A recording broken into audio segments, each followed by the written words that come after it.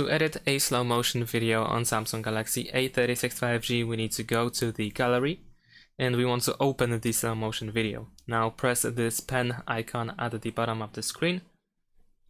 Here we have the range that uses the slow motion effect, so of course we can expand it or make it shorter. We can also of course adjust it so that only in the specific moment the effect is actually applied.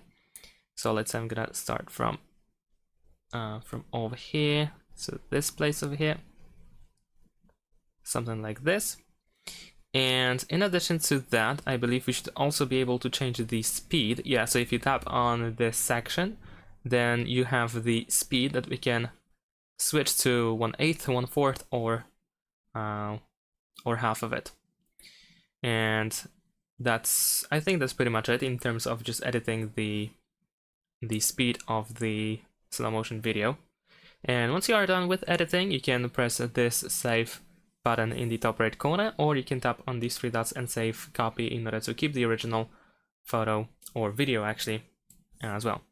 And that's it. Thanks for watching. Leave a like and subscribe to my channel, and see you in my next videos. Bye.